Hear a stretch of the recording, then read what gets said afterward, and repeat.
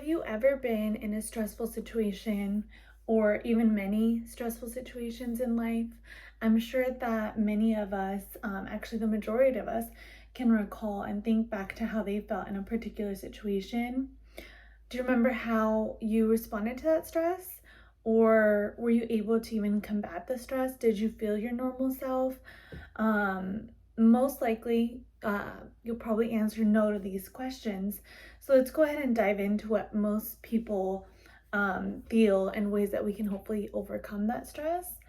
So I want to start off with my personal experience of dealing with stress. I've definitely experienced my share. For me personally, one of the most stressful times in my life um, was associated with a particular job.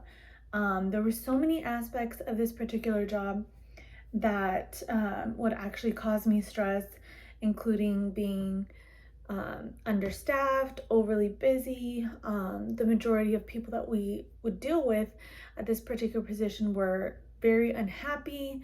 Um, Therefore, kind of making me unhappy.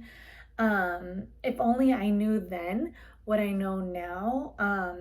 You definitely don't have to feel trapped with stress. And hopefully, once we're done here, you'll feel a little bit more confident about dealing with stress in a much healthier way. So for starters, what is stress?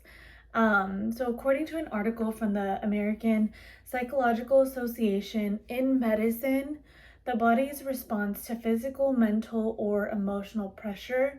Stress causes chemical changes in the body that can raise blood pressure, heart rate, and blood sugar levels. It may also lead to feelings of frustration, anxiety, anger, or depression.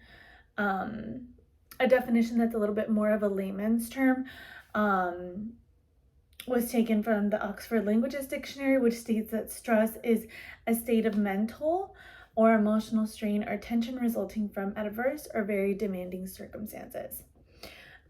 So there are so many ways, with that being said, that stress can be caused. Stress can simply be caused by normal, day-to-day life activities, or even events such as a big trauma or illness that you might have gone through. Things that cause stress are also known as stressors. And as I mentioned above, one of the biggest stressors that I personally experienced was due to work. But there are lots of more stressors out there than just work. The five major ones, we're going to go ahead and go into detail on those. So the five most common stressors that people experience are loss, transition, relationships, work, and illness. Transition can basically vary from life changes such as changing jobs or maybe a big career move or a big move to like a new city or state, what have you. Other things that can cause stress are things like procrastination, conflict, arguing, or even money. How have you ever noticed how you and your body feel with dealing with stress? I'm sure a lot of us would say that we most likely notice changes either right away or later due to being stressed out. Um, our body truly wasn't meant to be in a chronic inflammatory state. Your body does not, respond to things as quickly as it's supposed to when you're under stress, such as things like vaccines or even wounds can take longer to heal when you're stressed out. Your body can also become weaker and then obviously not be able to fight off infections as well as it used to. Your immune system can start attacking itself and cause unhealthy diseases and conditions. Prolonged stress will also decrease your concentration and memory, and you can also face increased risk of anxiety, depression, PTSD, and loss of sleep can also be associated with prolonged stress. Even with all of these impacts, our body doesn't always respond the same way to stress. There are two main mechanisms to dealing with stress. So allow me to dive into the first mechanism or the first response that deals with stress. So in simplest terms, this is going to be like the fight or flight. So fight or flight is a response, it's usually activated unconsciously, so without much thought. It's considered an immediate response, and it can also be a shock to your body, meaning you're not prepared or expecting this type of stress. So a little bit of history behind this particular response. Hundreds of thousands of years ago, stress used to be a response to a physical stressor.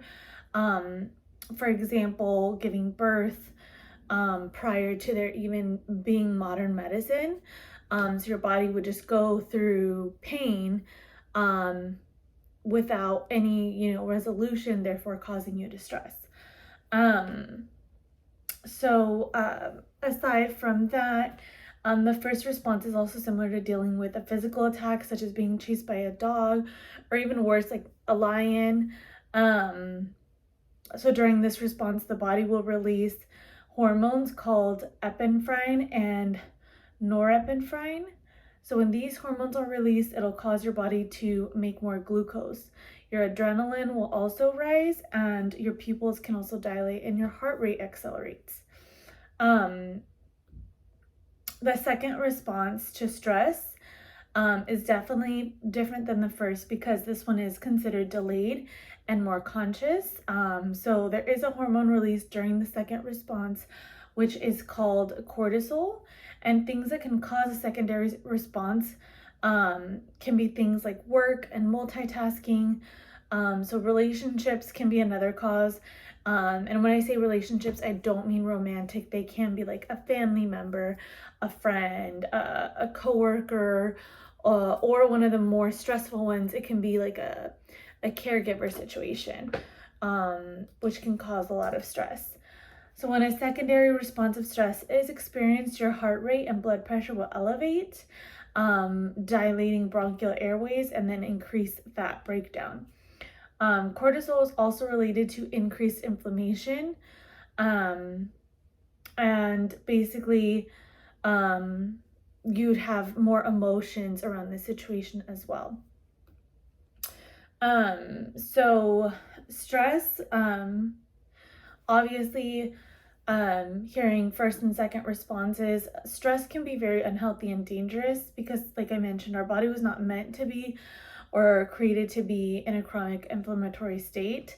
So as a result of stress, the body would no longer respond to things as quickly, and overall just be much weaker. So there are ways, you do not have to suffer with stress. There are ways to overcome it. I'm going to go over some effective ways to manage stress. So if you find yourself in a stressful situation, just take a couple of deep breaths and you should see a difference almost immediately. If you're struggling with stress at work, maybe try having a better work-life balance, so that you're able to prioritize things that are more important to you. It's also important to eat well and exercise, because exercise is a great way to eliminate stress. Even things as simple as being on a healthy sleep schedule can help you overcome stress. In conclusion, we did cover some important topics associated with stress, including what causes it, as well as responses to it. And we also dove into reasons why one may stress and how to overcome that. So I'm hoping that going forward today, maybe you'll be a little bit more mindful of stressful situations, and therefore you'll be better prepared to deal with them and reduce your stress and be overall healthier mentally and physically.